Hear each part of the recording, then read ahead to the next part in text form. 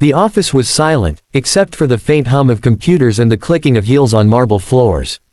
Inside the towering glass building of Lin Tech Corporation, one of the biggest tech companies in the country, everyone knew not to mess with Victoria Lin, the billionaire CEO. She was brilliant, sharp, and cold as ice, known for her impossible standards and biting sarcasm. That morning, frustration flickered across her face as she tapped furiously on her laptop. It had frozen during a critical investor presentation. The entire boardroom sat tense, afraid to breathe too loudly. Victoria clenched her jaw, muttering, "Unbelievable.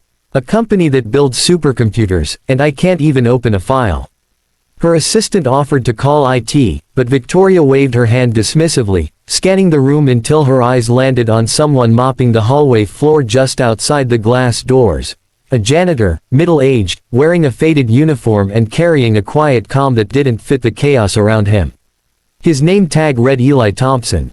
Victoria smirked and said loud enough for everyone to hear, "Hey, maybe the janitor can fix it. He's already cleaning up the mess here."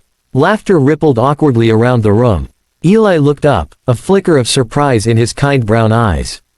For a moment, it seemed he might ignore her, but then he slowly walked in, set his mop aside, and said politely, "I can take a look, ma'am, if you don't mind." The board members exchanged looks of disbelief. Victoria raised an eyebrow. "Sure, why not?" she said, her tone dripping with sarcasm. "Let's see if the janitor's magic touch can fix what my engineers can't." Eli moved quietly, almost humbly. He sat down, his rough hands surprisingly steady on the sleek device. Within seconds, he pressed a few keys, muttered something about overloaded cache, and rebooted the system. The frozen screen flickered back to life. The presentation slides appeared perfectly, smooth, fast, ready to go. The room went silent. Then, applause, soft, uncertain at first, then genuine. Victoria stared at the screen, then at Eli. "How did you?" she began, her arrogance melting into confusion. Eli smiled gently. "Used to fix a few of these back in the day," he said simply. "You've got a memory leak in your software. I can show your team how to patch it properly." Her expression shifted. Something in his tone, humble yet confident, caught her off guard. "Wait," she said, "you used to fix these. What were you before this?" He looked down for a moment, as if weighing whether to answer. "I was a systems engineer," he said finally. "Worked in this same building, actually, back when it was under a different company name. I helped design the first version of your operating system." Gasps filled the room. Even Victoria's jaw dropped. You worked here?" "Yes, ma'am," Eli said. "Until the company went bankrupt. I was laid off. My wife was sick then, needed treatment, and I took whatever job I could to keep the lights on. Been cleaning floors ever since." The air in the room grew heavy. Victoria didn't know what to say. The arrogance that had once filled her voice was gone, replaced by quiet guilt. She looked around at her executives, men and women who had laughed along with her just minutes ago, and saw the shame on their faces too.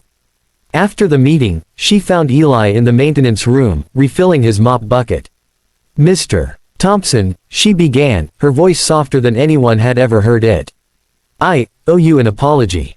He smiled faintly. "No need, ma'am. I'm just doing my job." "No," she said firmly. "You're not just anything. You're clearly someone with talent, experience, and patience, something we could use a lot more of around here." Eli blinked, unsure if he'd heard her right. "I want you back," she said. "Not as a janitor. As our senior systems advisor. Full pay, benefits, everything you deserve."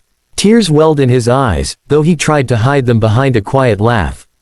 That's more than I could have imagined." A few months later, Eli was back in the office, not with a mop this time, but with a team of young engineers looking up to him. Under his guidance, Lin Tech released its most stable and advanced operating system ever, one that revolutionized the market. Victoria made sure everyone knew who the real mind behind it was. At the company's next annual conference, she stood on stage and told the story herself. "I once made a mistake," she said to a crowd of thousands. "I looked at a man and saw only his uniform, not his worth. But that man, Eli Thompson, taught me that genius doesn't need a title, and respect shouldn't depend on a paycheck." The audience gave a standing ovation. Cameras flashed. Eli, sitting quietly in the front row beside his daughter, smiled humbly.